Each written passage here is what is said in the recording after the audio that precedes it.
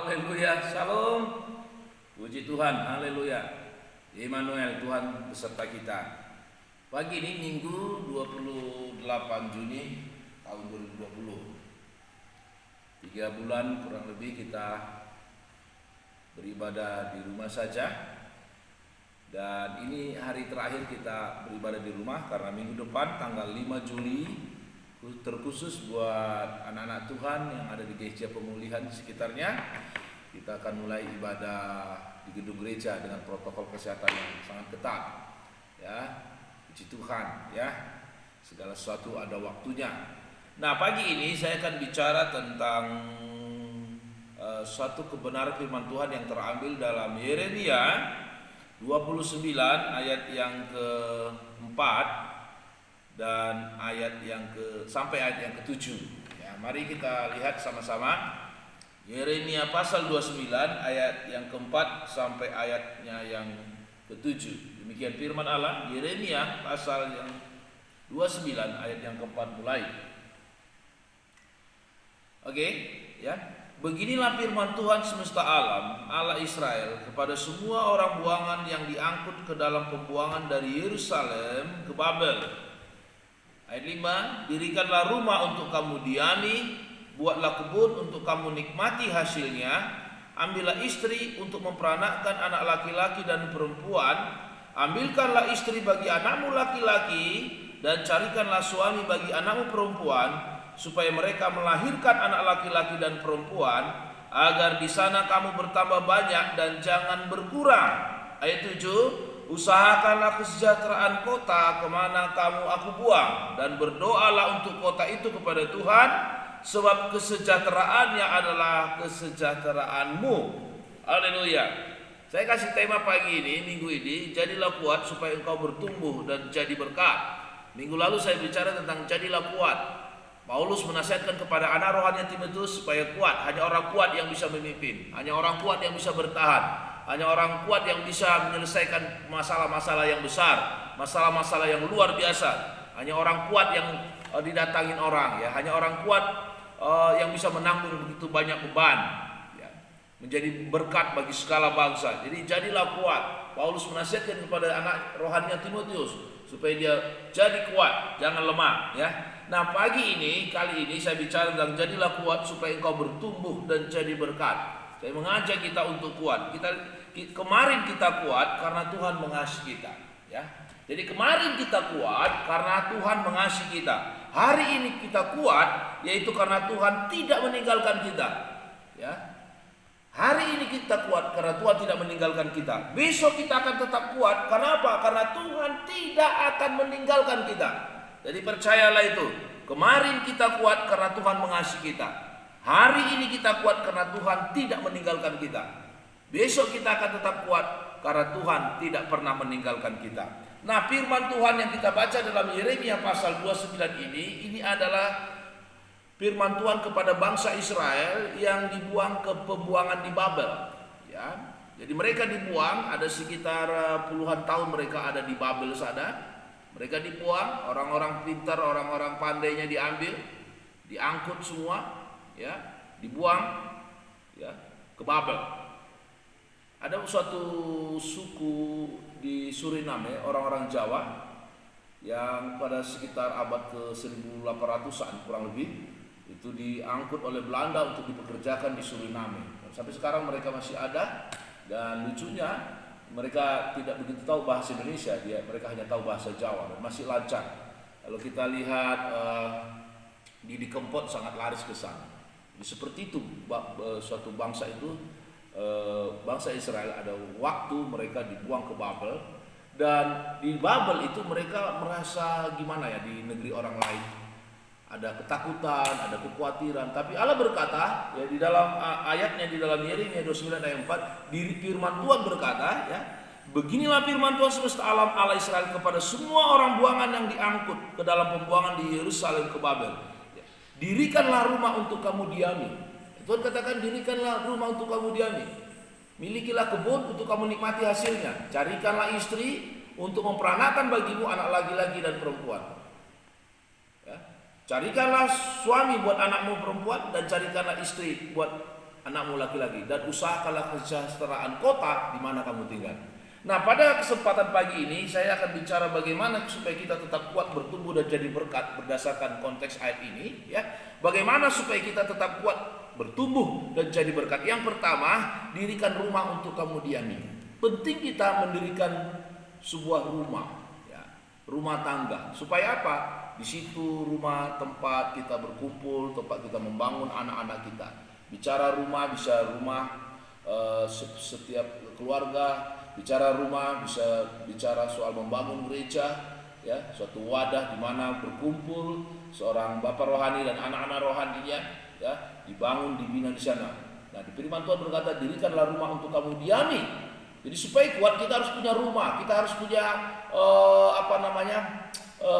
tempat, ya, di mana kita di sana merencanakan, berbuat, menyimpan, mengeluarkan dan sebagainya. Kita perlu suatu tempat. Ya, jadi penting kita mendirikan rumah supaya kita kuat. Misalnya organisasi juga satu rumah, negara juga satu rumah, gereja juga satu rumah. Ya, dirikanlah rumah untuk kamu diami. Jadi supaya kita kuat kita harus punya rumah, kita harus punya sesuatu, tempat di mana kita merencanakan sesuatu, berbuat sesuatu, ya, menyimpan sesuatu, bergerak, ya, dan semuanya membangun, ya. Dan semuanya di rumah, tempat yang aman, ya, supaya kita kuat. Kita memiliki rumah. Jadi setiap kita yang belum punya rumah berdoa dan berpikirlah supaya punya rumah sendiri. Ya, sementara kita masih nyewa kontrak numpang, berdoalah supaya kita punya rumah sendiri. Enak di rumah sendiri, enak di rumah orang, lebih enak di rumah sendiri. Puji Tuhan. Jadi hanya orang yang kuat yang sama membangun rumah. Perhatikan, orang yang bangun rumah adalah mereka bisa membangun rumah, terlepas bagus apa enggak. Di situ mereka adalah orang-orang yang bekerja. Ya, beda hal dengan anak-anak yang dapat warisan, ya. Tapi kalau dia betul-betul bekerja sehingga punya rumah, wah, saya salut melihat orang-orang tersebut. Dia bekerja dari muda, belum menikah tapi sudah punya rumah. Wah, itu luar biasa. Ya, dan dia bisa kuat. Dia tidak harus kontrak, dia tidak harus digusur sana sini, tidak menumpang, tapi dia punya rumah. Nah, bagaimana supaya kita kuat, bertumbuh dan jadi berkat? Yang pertama dari konteks ayat ini, dirikanlah rumah. Saya memacu kita supaya mendirikan rumah kita. Bentuklah rumah tangga, membangun tangga rumah tidak segampang membangun rumah tangga. Betul itu, ya. Membangun tangga rumah bisa dalam 1-2 hari. Ya. Membangun tangga rumah itu bisa selesai mungkin dalam hitungan bulan. Ya, ini rumah biasa, rumah di Sumatera Selatan atau di Sumatera Utara ada tangganya. Kalau di Sumatera Utara di kolong ini dipelihara ayam, babi dan sebagainya. Jadi membangun tangga rumah itu bisa hitungan hari, hitungan minggu dan bulan. Tetapi membangun rumah tangga itu perlu proses, ya. Rumah tangga yang baik itu perlu proses. Nah, Allah mau bangsa Israel yang dibuang di pembuangan itu mereka jangan takut, tapi bangunlah rumah, dirikan rumah, ayo dirikan rumah. Dirikan rumah untuk kamu tempati, diami. Yang kedua, supaya kita kuat, milikilah kebun untuk kamu nikmati hasilnya. Ayat yang kelima berkata, ya, dirikanlah rumah untuk kamu diami, buatlah kebun untuk kamu nikmati hasilnya. Supaya kita kuat, kita perlu punya usaha. Kita punya kebun. Ingat, bisnis dan sosial itu harus seimbang. Jangan kita hanya bersosial, pelayanan segala macam, tidak ada pemasukan. Dari mana? Nonsen, ngomong kosong. Ya. Dan bisnis juga harus seimbang, disertai dengan sosial. Kita membantu orang, menolong orang, memberkati orang. Usaha kita, bisnis kita, kebun kita, pabrik kita, perusahaan kita harus ada nilai bisnis, harus ada nilai sosialnya. Ya. Bagaimana kita memberkati orang, memberkati keluarga kita, memberkati orang lain. Tidak semua kita makan. Ya. Maka Tuhan kata supaya kita kuat, pertama punya rumah dulu. Ya. Yang kedua, milikilah kebun untuk kamu nikmati hasilnya. Gereja pun dia harus punya tempat wadah, ya, gedung atau rumah. Ya. Tapi dia juga harus ada kebun anggurnya. Artinya apa? Ada penghasilan. Ada gereja juga tidak lepas dari keuangan. Jadi harus ada yang masuk dan keluar. Begitu juga kita rumah tangga. Terus pemerintah Jokowi juga sedikit kewalahan bagaikan makan sebuah simalakama dengan kebijakan di rumah saja, PSBB. Akhirnya ekonomi terganggu. Kalau di rumah saja bagaimana mereka bisa berkebun, berusaha, berbisnis dan sebagainya. Nah, jadi ya supaya kita kuat, selain memiliki rumah, kita juga memiliki usaha. Ya, kalau enggak rumah kita akan bocor dan kita enggak bisa ganti. Ya, kita punya bisnis, kita punya sesuatu lah yang bisa menghasilkan. Jadi supaya kita kuat, milikilah usaha. Apa yang bisa diusahakan, apa yang bisa menghasilkan. Ya. Pepatah Tionghoa berkata, boco kang bului bociak bepangsai. Tidak bekerja, tidak punya uang, tidak makan, tidak BAB. Itu istilah Hokkien, ya, Tionghoa. Nah, penting bagi kita untuk memiliki usaha. Saya berdoa supaya setiap umat Tuhan memiliki usaha yang lancar di tengah pandemi ini, di tengah situasi ini. Ini peluang juga kita, justru usaha kita ada usaha-usaha lain, sumber-sumber yang lain. Ya. Jadi kita berdoa, pastikan tetap usaha kita ada, modal kita jangan dimakan, jangan sampai termakan, hidup seadanya, kelola uang dengan baik. Jadi ladang kita jangan sampai terjual, itu sumber. Berusahalah tidak menjual yang produktif seperti ladang dan sebagainya, kebun. Ya, jangan sampai terjual, usahakan. Karena perlu kita memiliki kebun untuk kita nikmati hasilnya. Bukan hanya untuk kita, tapi orang-orang yang ada di rumah tangga kita, di dalam wadah kita. Jadi milikilah kebun untuk kamu nikmati hasilnya. Pastikan kita memiliki rumah, pastikan kita memiliki usaha, belajarlah berusaha, belajarlah berbisnis, ya. Tapi yang jelas fokus terus pada Tuhan. Ada banyak orang berkata, oh hamba Tuhan tidak boleh berbisnis. Ya, tidak masalah. Yang penting fokusnya jangan gagal fokus. Tetap kita memuliakan Tuhan. Yang ketiga, bagaimana supaya kita kuat dalam konteks ayat Yeremia pasal 29 ini? Bagaimana supaya kita kuat bertumbuh dan menjadi berkat? Yang ketiga, miliki pasangan hidup. Ya, miliki pasangan hidup. Carikanlah istri bagimu untuk melahirkan bagimu anak laki-laki dan perempuan. Jadi kita perlu pasangan hidup supaya kita kuat. Berdua lebih bagus daripada seorang diri. Ya. Cari pasangan. Di dalam dunia pekerjaan kita perlu teamwork, kita perlu teman, kita punya rekan. Seorang direktur perlu sekretaris, perlu bagian pemasaran, ya, perlu bagian marketing dan sebagainya. Jadi dia perlu tim. Ya. Di gereja juga hamba Tuhan, kami hamba Tuhan perlu beberapa jemaat yang dituakan, ya, yang menjadi diaken, yang menjadi penatua, ya, atau menjadi kepercayaan. Kita perlu pasangan, ya, karena berdua lebih baik daripada seorang diri. Ya. Tapi yang berjalan ini satu jalan dan terpimpin dan diteguhkan dengan satu ikat janji seperti suami istri. Berjalankah dua orang tanpa mereka berikat janji dulu? Ya. Jadi perlu kita punya teamwork. Tim kerja, pasangan hidup, pasangan kerja yang baik, ya, sehingga kita kuat. Pemain bulu tangkis Indonesia itu yang terkenal, yang sekarang sangat terkenal, mereka pasangan yang baik, bekerja sama. Pasangan ganda campuran Indonesia juga, Butet, cukup baik, cukup terkenal karena mereka bisa kerja sama, mereka saling mengenal, ya. Menjadi tim yang baik. Nah, itulah sebabnya supaya kita kuat, jadilah menjadi pasangan yang baik, baik suami istri, pendeta dengan jemaatnya, ya, ketua dengan sekretaris, dengan bendahara dan sebagainya. Jadilah, ya, jadi tim yang baik. Yang keempat, ya, bagaimana supaya kita tetap kuat, bertumbuh dan jadi berkat, ya. Yang keempat, perhatikan masa depan anak cucumu.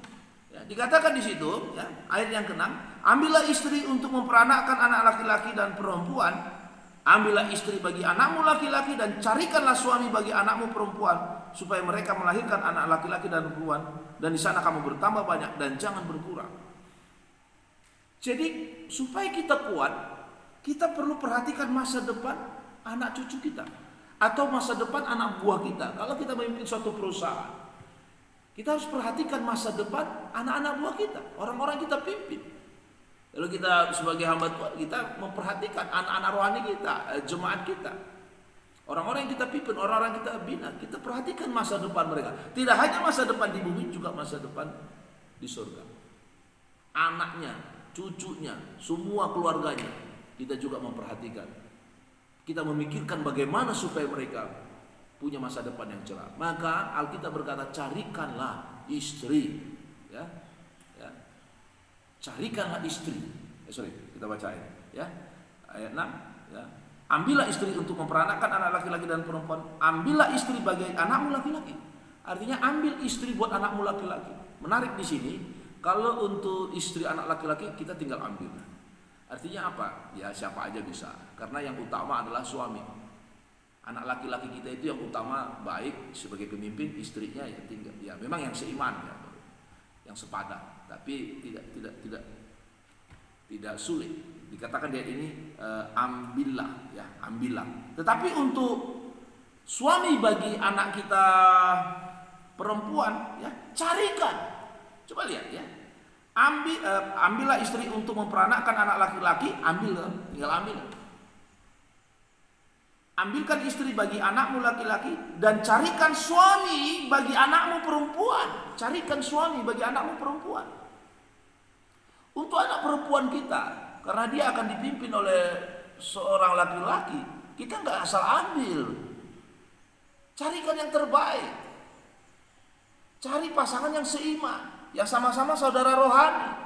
Kenapa? Pemimpin itu sangat menentukan. Pemimpin sangat menentukan. Kalau pemimpinnya kuat, orang yang dipimpin pun pasti kuat. Tapi kalau pemimpin lemah, otomatis yang dipimpin juga lemah. Jadi kita tidak mau anak-anak perempuan kita dipimpin oleh laki-laki yang tidak pria sejati, yang pria tidak berintegritas, pria yang tidak punya pola, pria yang tidak akurat, pria yang tidak jelas, laki-laki yang tidak jelas, laki-laki enggak, perempuan enggak, maaf. Jadi betul-betul laki-laki, betul kuat, akurat. Nah, artinya kita memperhatikan pasangan daripada anak-anak kita, baik secara jasmani, anak-anak rohani kita, secara rohani. Kita memperhatikan masa depan mereka, kelanjutan hidup mereka. Sehingga apa? Generasi kita kuat. Marga kita, misalnya saya marga Silalai kuat. Gereja kita, misalnya gereja pemulihan kuat. Maka saya mempersiapkan pengganti saya, penerus saya. Saya siapkan siapa yang akan memimpin gereja ini. Gereja pemulihan yang kita sudah mulai 20 tahun yang lalu. Gereja pemulihan. Saya sedang siapkan generasi selanjutnya. Jadi kita tidak berpikir hanya sekarang, tapi berpikir juga yang akan datang. Persiapan supaya apa? Kita tetap eksis, kita tetap kuat. Pemimpin bangsa ini kalau boleh juga sudah disiapkan siapa pengganti daripada Jokowi untuk 10, 20 tahun, 30 tahun ke depan. Dipersiapkan. Ya. Haleluya. Supaya apa? Kita tetap kuat. Bangsa kita tetap kuat, perusahaan kita tetap kuat, keluarga kita tetap kuat, gereja kita tetap kuat. Nah, ini kan judulnya, jadilah kuat supaya engkau bertumbuh, berkembang dan jadi berkat. Yang keempat, bagaimana supaya kita tetap kuat, bertumbuh dan jadi berkat. Yang keempat, usahakanlah kesejahteraan lingkunganmu supaya engkau kuat, diakui dan berdampak. Usahakanlah kesejahteraan kota di mana kamu tinggal. Jadi kita harus menjadi berkat. Jadi ada satu gereja di satu tempat itu tidak hanya berpikir untuk gereja lokal itu saja, tetapi bagaimana dia membangun kota itu, membangun negeri itu, membangun bangsa itu. Maka saya dorong jemaat Tuhan yang saya layani, anak-anak rohani yang saya pimpin. Dimanapun kau berada, kau harus jadi berkat di mana kau tinggal. Kau jadi berkat. Untuk kita mengatur, kita harus memimpin. Paling tidak orang kedua, orang ketiga. Jadi kita punya pengaruh. Ya. Ahok memimpin DKI, ya, dia bisa mengatur. Tapi kalau dia sudah tidak jadi gubernur DKI, bagaimana dia bisa mengatur? Tidak bisa. Maka saya dorong kita untuk menjadi anggota dewan, jadi kapolres, jadi kepala desa, jadi apapun, ya minimal jadi orang kedua, orang ketiga seperti Yusuf, supaya kau punya pengaruh, punya dampak di situ. Ya. Untuk kita mengatur, kita harus memimpin. Kenapa? Kita punya tugas, kita punya panggilan. Semua murid Tuhan punya panggilan ya untuk jadi berkat. Ya. Nah, jadi usahakan kesejahteraan lingkunganmu. Ya. Di mana kamu tinggal menjadi tanggung jawab. Saya tinggal di Provinsi Sumatera Selatan dengan ibu kota Palembang, Kabupaten Kayu Agung, Kecamatan Mesuji Makmur, Desa Pematang Jaya. Saya bertanggung jawab untuk menjadi berkat. Ya. Di dalam kisah Rasul dikatakan bahwa kamu akan menerima kuasa kalau Roh Kudus turun ke atasmu. Kisah Rasul 1 ayat 8. Dan kamu akan menjadi saksiku di Yerusalem, di desamu, di RT-mu, di kotamu, di keluargamu yang terdekat dulu, di Yerusalem, Yudea, Samaria, sampai ke ujung bumi. Kamu akan menjadi saksiku. Ya. Di Yerusalem, lingkungan dekat kita, Yudea, Samaria, sampai ke ujung bumi. Jadi tingkatkan kapasitasmu, tingkatkan pengaruhmu. Selama kita hidup, kita harus menjadi berkat. Maka kita harus kuat. Bagaimana kau mau jadi berkat kalau kau tidak kuat?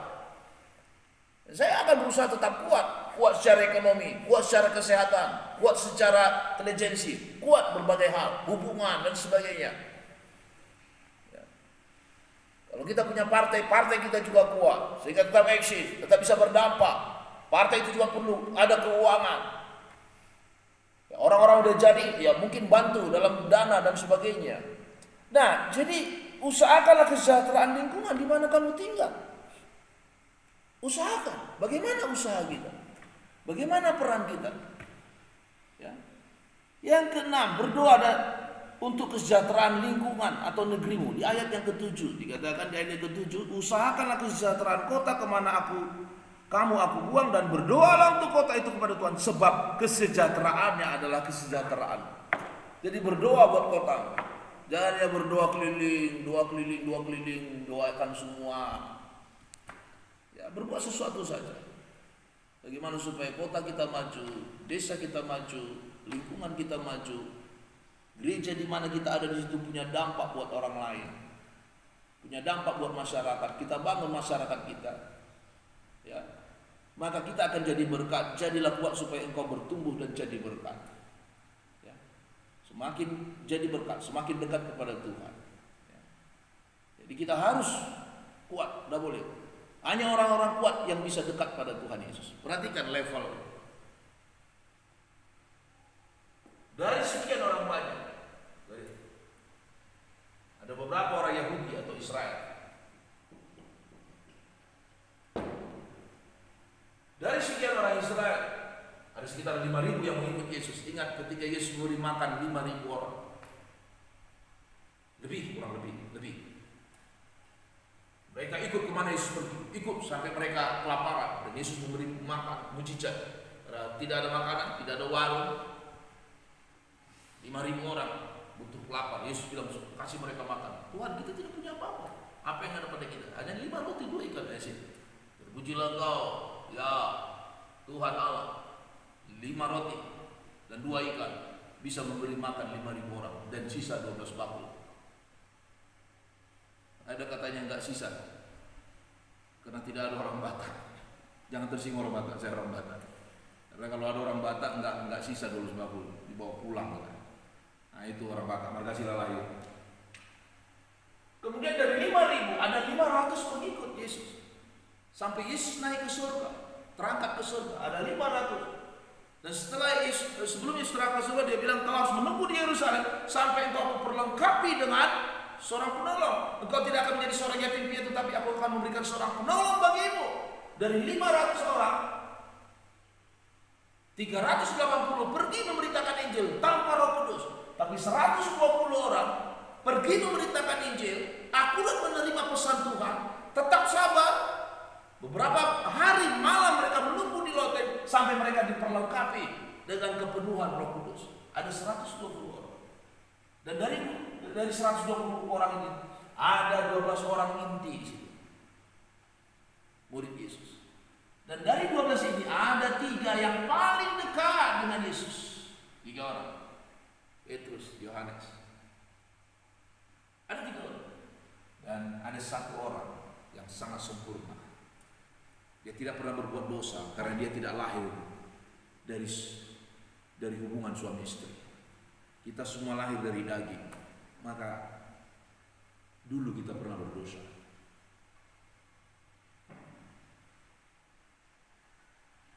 Tapi Yesus adalah satu-satunya orang yang sempurna, dan kita mau seperti tapi menyerupai Yesus. Seperti Yesus, seperti Yesus, saya mau seperti Yesus dalam jalanku sampai ke surga. Saya mau seperti Yesus.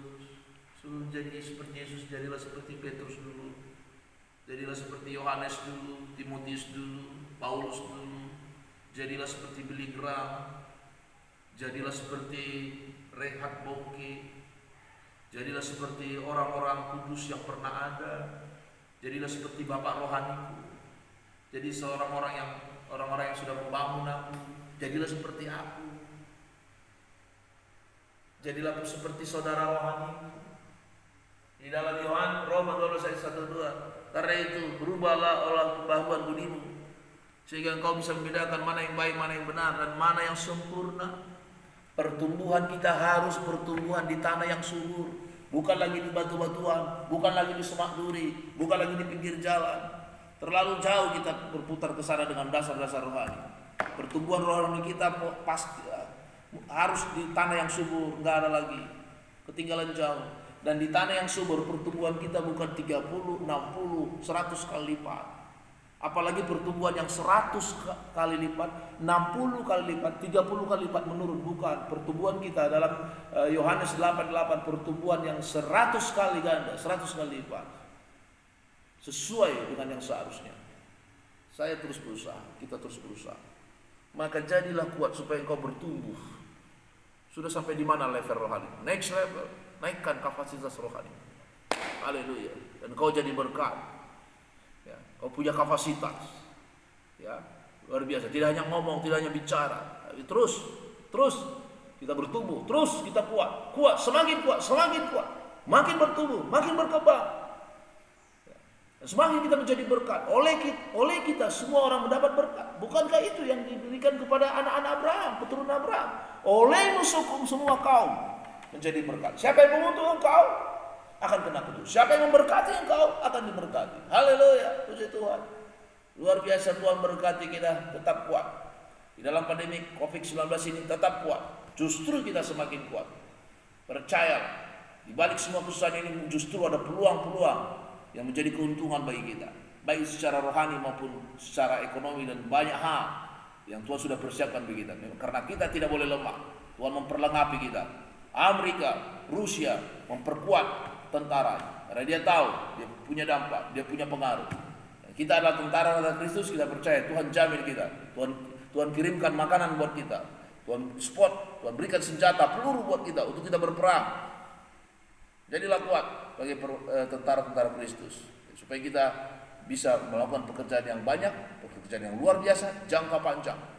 Jadilah kita menjadi Kopassus, pasukan-pasukan khusus Tuhan, bukan hanya Satpam security, ya, Hansip, ya, tapi jadilah kita menjadi Kopassusnya Tuhan, orang-orang khususnya di orang Tuhan di daerah kita masing-masing, di desa kita masing-masing, ya, sesuai dengan grace kita sama Tuhan, dari Tuhan yang dimiliki.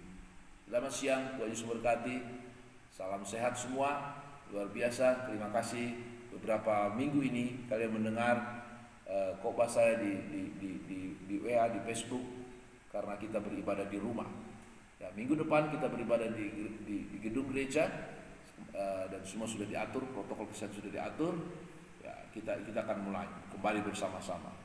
Segala sesuatu indah pada waktunya. Tuhan Yesus berkati. Shalom, selamat siang. Haleluya.